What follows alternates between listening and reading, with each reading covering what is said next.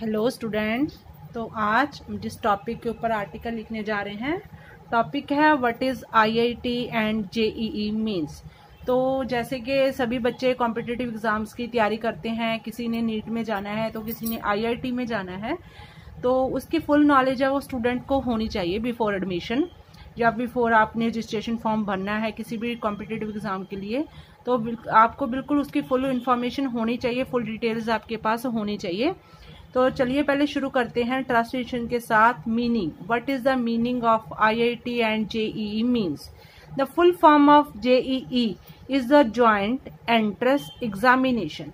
Full form क्या है? JEE की joint entrance examination is an engineering entrance assessment conducted for admission.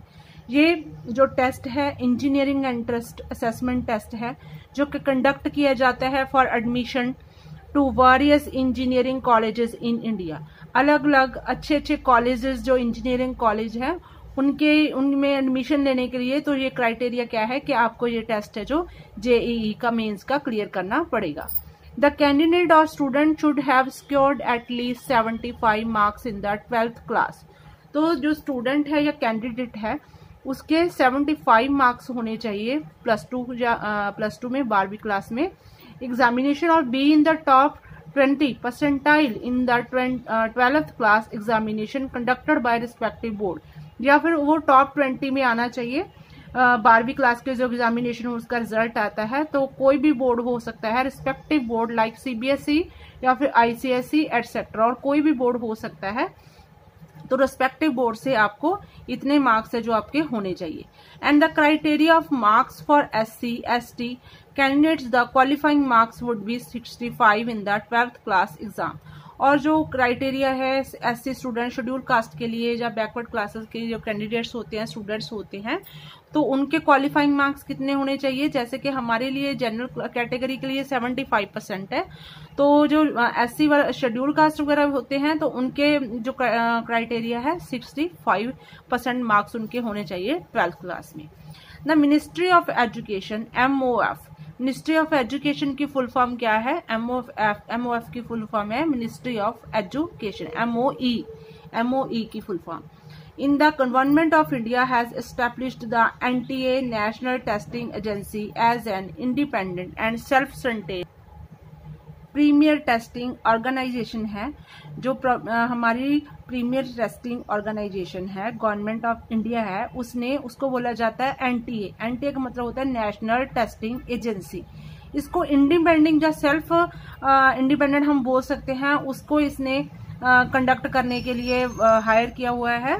इसको अधिकार दिए गए हैं द सोसाइटी रजिस्ट्रेशन एक्ट 1860, जो एक्ट है हमारा रजिस्ट्रेशन का एजुकेशन के अंडर आता है 1860, फॉर कंडक्टिंग एफिशिएंट। तो जो टेस्टिंग के सिस्टम है इसके अंडर है सारा, ताकि जो टेस्टिंग की सिस्टम है पूरा एफिशिएंट, बहुत अच्छे तरीके से ट्रांसपेरेंट, बिल्कुल पेरेंट्स और स्टूडेंट्स के लिए जो ट्रांसपेरेंट होना चाहिए टेस्टिंग सिस्टम है।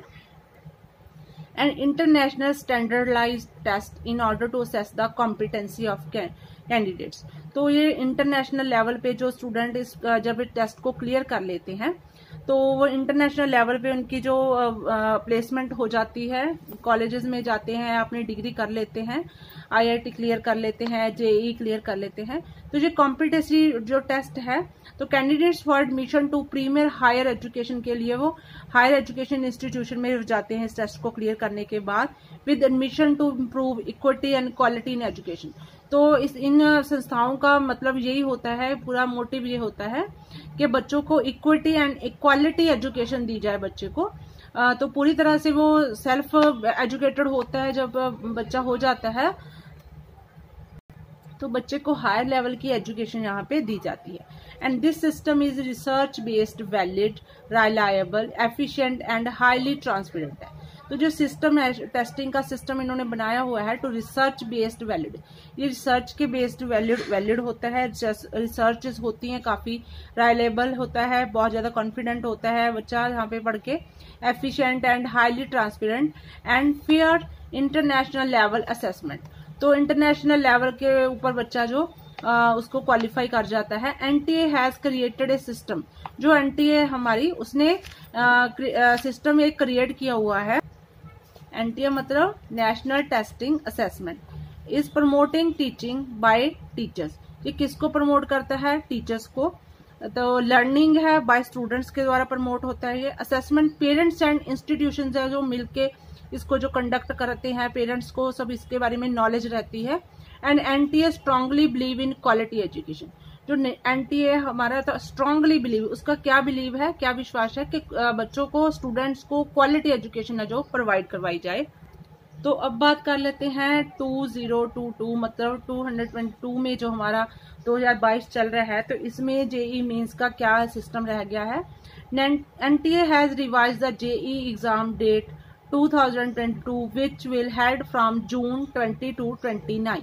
तो ये टेस्ट कब होता है कंडक्ट? 20 से लेके 29 तक होता है, 20 जून तक। While IIT JEE mains exam है विल कंडक्टेड इन जुलाई, तो ये जुलाई में कंडक्ट होता है जो मेन एग्जाम है। In between 21 to 30 the registration process link was available on the official website JEE mains. तो जो इसका रजिस्ट्रेशन की प्रोसेस है, कहाँ से इसका फॉर्म वगैरह फिल होता है, उसके लिंक है वो ऑफिशियल वेबसाइट्स पे, जेईई मेन की जो ऑफिशियल वेबसाइट है उस पे प्रोवाइड करवा दिए जाते हैं। NTA NIC in 2022 from April 6 to 8, तो 6 अप्रैल से लेके 8 अप्रैल तक ये वहां पे प्रोवाइड रहते हैं फॉर्म जो होते हैं। After online IIT registration candidate should keep the JEE main login details save for the future use. तो जब ये रजिस्ट्रेशन हो जाती है ऑनलाइन, तो जो स्टूडेंट है उसको इसको संभाल के रखना पड़ता है फ्यूचर यूज जब उसने टेस्ट देने जाना होता है। The details of JEE main login 2022 like the application number उस पे होता है एंड पासवर्ड होता है, will be used to download the JEE main 2022 admit card. तो जो एडमिट कार्ड जो निकल के आता है जब बच्चे ने टेस्ट देने जाना होता है, तो ये सारी चीजें वो वहां पे काम आती हैं डाउनलोड करने के लिए। फाइनली इसके बाद जो JEE mains hall ticket must be carried at the exam centres के ऊपर जो जेईई मेंस हॉल टिकट होती है वो साथ लेके जानी होती है कैंडिडेट को, along with other relevant document. जो भी उसके पास उन्होंने हमारे डॉक्यूमेंट्स हमें रिलायबल वहां भी चाहिए होते हैं, तो वो साथ लेके जाते हैं फॉर वेरिफिकेशन पर्पस। यहाँ से वेरिफिकेशन पर्पस के लिए वो हमें लेके जाने होते हैं स्टूडेंट को। Candidates preparing for joint engineering entrance test main must solve the JEE main mock test. तो जो candidates joint engineering entrance test के लिए, मेंस के लिए तैयारी कर रहे होते हैं, तो उनके लिए क्या हेल्पफुल होता है उससे पहले JEE main mock test. Solving the mock test helps in knowing JEE mains exam. तो जब स्टूडेंट मॉक टेस्ट को क्लियर करता है, उसको सॉल्व करता है, तो उसको किस चीज के बारे में नॉलेज मिलती है? जेईई मेंस एग्जाम के लिए उसका पैटर्न समझ में आता है and difficulty level of exam. तो एग्जाम कितना टफ लेवल का होगा, तो उसकी क्या डिफिकल्टीज होंगी, क्या उसके सोल्यूशंस होंगे, तो ये सभी मॉक टेस्ट में उसको सैंपल पेपर की तरह उसको हम ले सकते हैं कि जैसे सैंपल पेपर होते हैं बोर्ड के होते हैं, तो उसी तरह बच्चे को मॉक टेस्ट है स्टूडेंट को वो हेल्प करता है। This is the best solution for better exam preparation. तो ये बहुत अच्छा सोल्यूशन है बेटर एग्जाम प्रिपरेशन तैयारी के लिए, अच्छे एग्जाम की तैयारी के लिए, अच्छे रिजल्ट की तैयारी के लिए। I am suggesting some tricks and methods which will helpful to crack the JEE IIT competitive exam test। तो मैं यहाँ पे आपको कुछ ट्रिक्स और मेथड्स बताऊंगी जो कि आपके लिए हेल्पफुल हो सकती हैं टू क्रैक, कि आप ये दोनों टेस्ट है जो कॉम्पिटिटिव टेस्ट है या एग्जाम है उसको क्लियर कर सके। फर्स्ट पे क्या है? First of all know completely about the exam. सबसे पहले आपको ये इसकी जो जानकारी है, इसकी जो इन्फॉर्मेशन है जेईई की, वो आपको फुल नॉलेज होनी चाहिए। अधूरी जानकारी कहीं ना कहीं प्रॉब्लम्स क्रिएट करती है। नंबर 2 पे आ जाता है manage your time effectively.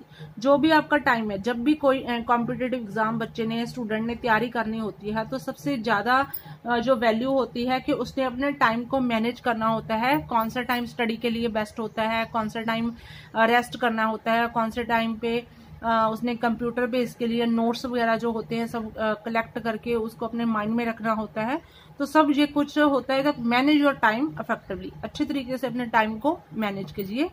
Number 3 पे आता है कंसल्ट एक्सपर्ट्स और सीनियर्स। तो इसके लिए आप जो एक्सपर्ट हैं, जेईई जे के स्टूडेंट्स ही जो आपके टीचर्स है, रिस्पेक्टिव टीचर्स है, उनके साथ आप टच में रहिए, कंसल्ट करिए। और सीनियर्स, जो आपके सीनियर्स है, जो आपके साल 2 साल या जिन्होंने ये एग्जाम को क्लियर किया है, तो उनके टच में आप रहिए। नंबर 4 पे आ जाता है स्ट्रक्चर योर स्टडी प्लान। तो आप वही जैसे टाइम को हमने मैनेज करना है, वैसे ही हमने जो structure of study plan, study के लिए अपना स्ट्रक्चर है जो पूरे दिन का हमने बनाना है, मंथली या वीकली जो अपने लेवल चेक करने हैं उसको, स्टडीज को लेके टेस्ट वगैरह देके, तो स्ट्रक्चर भी हमें स्टडी प्लान का करना होगा। नंबर 5 पे आ जाता है practising will polish your skills. तो सबसे लास्ट में आ जाता है, जैसे कि हमने स्कूलिंग में प्रैक्टिस मेक से मैन परफेक्ट हमने पढ़ा होता है कि जिस भी चीज की हम प्रैक्टिस करेंगे, किसी भी टेस्ट की, किसी भी स्टडीज की, या फिर कोई चैप्टर है, तो जितना आप उसकी प्रैक्टिस करेंगे तो वो आपकी स्किल्स को उतना ही पॉलिश करेगा। तो इसी तरह से ही जेईई मेंस में, आईआईटी मेंस में, जब भी आपने इंजीनियरिंग कॉलेज का कोई भी टेस्ट देना है, तो आपको जो है उसके स्किल्स हैं प्रैक्टिस करनी है, अच्छी तरह से नोट्स वगैरह अपने कंसेप्ट है उनको क्लियर करना है, ताकि आप एक अच्छा एग्जाम दे सके, अपने फ्यूचर को ब्राइट कर सके, अपने सपने पूरे कर सके। तो स्टूडेंट्स, मैंने ये आपको जेईई मेंस की नॉलेज दे दी है। तो अगर आपको ये वीडियो थोड़ी सी भी हेल्पफुल लगी हो तो प्लीज़ अपने फ्रेंड्स के साथ इनको शेयर कीजिए। मिलते हैं एक नई वीडियो के साथ, नए टॉपिक के साथ। Till then take care and please share and subscribe my channel education point.